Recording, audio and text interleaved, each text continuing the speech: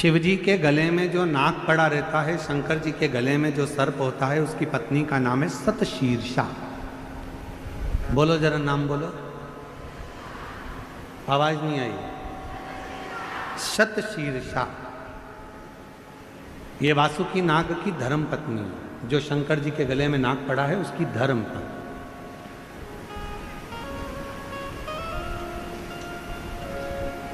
कहते हैं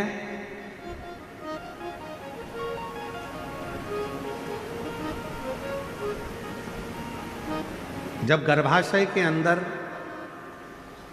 पेट के अंदर या गर्भाशय के अंदर कोई गांठ पड़ जाती है, कोई गठान आ जाती है या पथरी हो जाती है, तो दुर्वा का जो दुर्वा बोलते हो, दूब बोलते हो उधर, जो हरी हरी दुर्वा होती है, गणेश जी को चढ़ती है दुर्वा, एक दुर्वा, एक बेलपत्र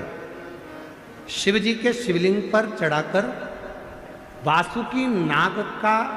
स्मरण कर कर सतशीर्षा माता का नाम लेकर यदि प्रातः के समय पर वो बेलपत्र और वो दुर्वा खाना प्रारंभ करा जाए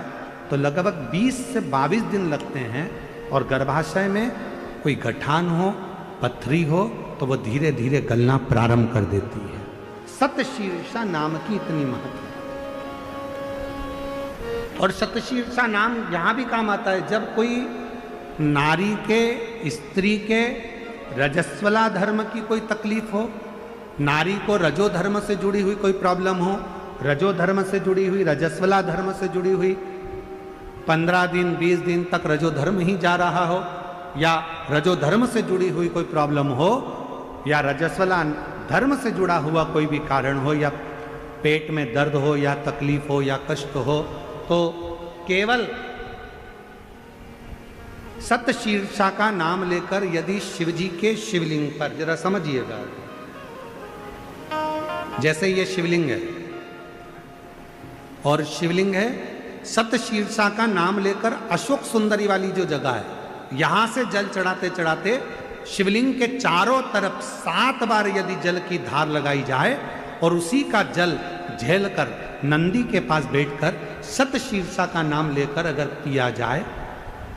तो रजो धर्म से जुड़ी हुई जितनी भी तकलीफ हो, रजस्वला धर्म से जुड़ी हुई जितनी भी तकलीफें होती हैं, वो धीरे धीरे समाप्त होने लगती है। सतशीर्षा वासुकी नाग जी की धर्म पत्नी का नाम है सतशीर्षा। शिव की बड़ी उपासक है सतशीर्षा।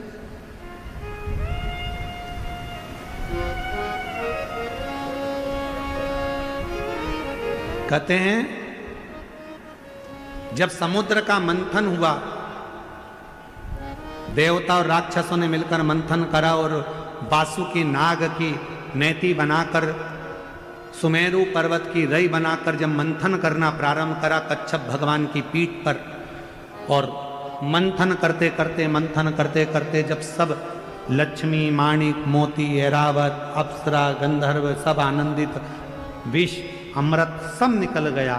तब आखिरी में जो नेति थी वासुकी नाग थे, उनको ले जाकर एक कोने में डाल दिया। घिसते घिसते घिसते घिसते वासुकी नाग का पूरा शरीर बेकार हो चुका था, पूरा शरीर बेकार हो गया। तब शिव महापुराण की कथा कहती है,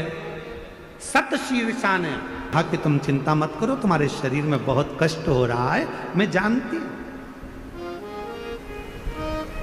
मैं ये जानती हूं कि तुम्हारे शरीर में कष्ट हो रहा है, तुम चिंता मत करो।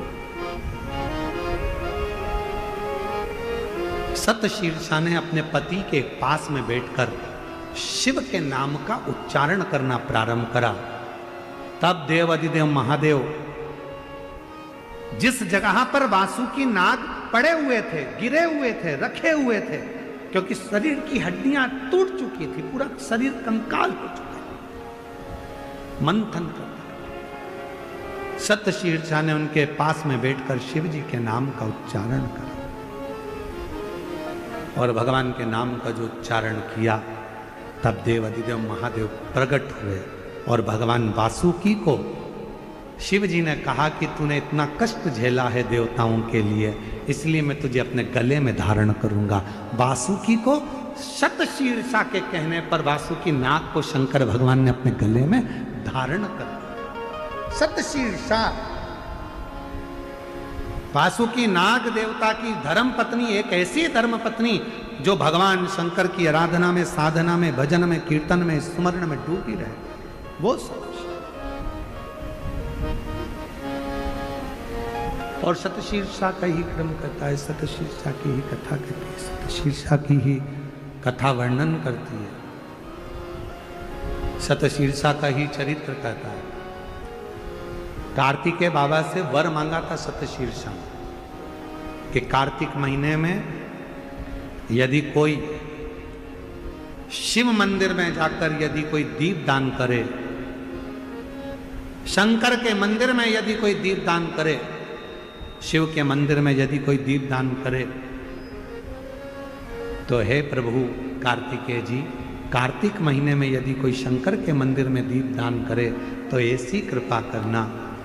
कि संसार सागर में वो बार बार जन्म ना लेकर शिव के धाम में ही स्थान ग्रहण करे, ऐसी कृपा कर। ये शतशीर्षा।